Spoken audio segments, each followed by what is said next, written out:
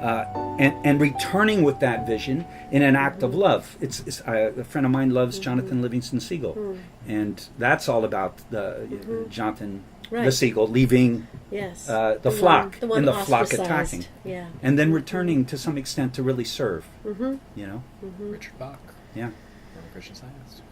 Was he really? Yeah. His books have had more relationship with synchronicity in my life. And probably have touched more people than Mary Baker Eddy's book at this generation. Wow, that's a great So in other words, that's a very good illustration, of the new wine. That there was something that needed to be said that couldn't be said in the old way. Now, this is a wonderful example of what the power of schism. Because when you have people shooting off, and Richard Bach, I don't believe he remained a Christian Scientist, but so he's birthing his own movement. Joel Goldsmith, who was a Christian Scientist for at least a decade, and a teacher of Christian Science before he left, and then became the most prolific Christian mystic of the American tradition. And the founders of the Unity Church, the Fillmores, were originally students of Mary Baker Eddy. Yeah. So that's another... So the schisms off of the Christian Science movement, and now we have the New Thought movement, which is largely influenced. Has a lot of influence from it. It doesn't owe its entire lineage or anything, but all these other, and then you have people like the great puppeteer, Jim Henson, who is a former Christian Scientist, who does these amazing things for kids that is not by any means theologically oriented or any teaching any religious tradition, but again is just like these expansive ideas like the dark crystal, that are giving light in new and multifarious forms. That's a wonderful movie to bring up because it has the converging perspective dynamic. Oh, it's such a gorgeous the one people who moved in different directions. Wasn't that it? Yes. There was one race. The mystics, the dark crystal. It's been years since I've seen early that. Jim Henson. So you have the mystics and the Skeksis, and the Skeksis are the dark political overlords of the world now. Who became militaristic, and took they have the these energy of Mars, the warrior. And they have these sharp beaks, and they basically... You have these robotic beetle creatures that do their bidding, and everyone in the whole world is scared of them, basically. And they're like... But they're brilliant and technologically savvy. Right. They've got all these weapons and stuff, and just they rule the whole world. The mystics, and there's an equal number of them at all times. If a mystic dies, a Skeksis dies.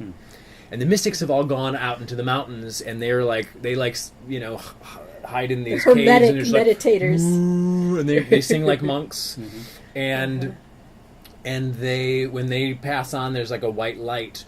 When the Skeksis pass on, their bodies crumble into dust.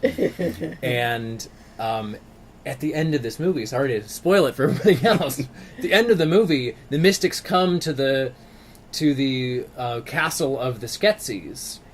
Because the entire planet is threatened. Because the Skeksis are about to get this at the right timing. They're going to complete the dark crystal and get with the last shard, the secret shard that's missing, and the light's going to come in, and they're going to get all the power and suddenly be super, immortals basically on Earth. Well, the mystics show up, and when the light hits the crystal, and they're all oming, singing their song, the Skeksis and the mystics unite and become one once again, which is the original schism. That they're basically bringing it back together. It's like Big Bang, back together as one. Yeah. Gorgeous film, and it's a kids movie with puppets. But in a sense, it's hinting at the deep dysfunction of 2,000 years of Christianity, where Christians are supposed to identify only with the ethereal, beautiful, spiritualized, pure side of the self. So that the dark self is forced into these power plays and manipulations, only can be a disturber and hunger for its moment on the stage. So in that sense, there's this constant yearning for unification from within. But until we acknowledge the schism as something which is both painful and necessary, and maybe even redefine it. Because schism, you say schism and you feel this knee-jerk reaction that you want to bring something together. Hillman's point is, don't do that. you're falling into a trap if you think every schism immediately needs to be joined. That's that's a false. That's like the mother child. It's a fantasy. What if you just stood in the suffering place of being schizoid and evolved a way of communing among the parts of the self or the body politic?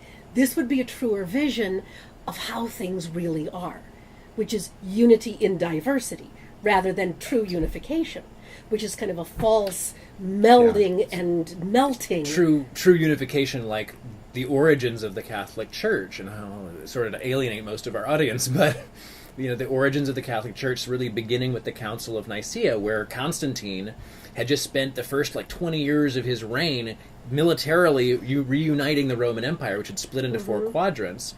As soon as he's got it unified, he's like, oh, we got to keep this unified. I'm going to pick this religion.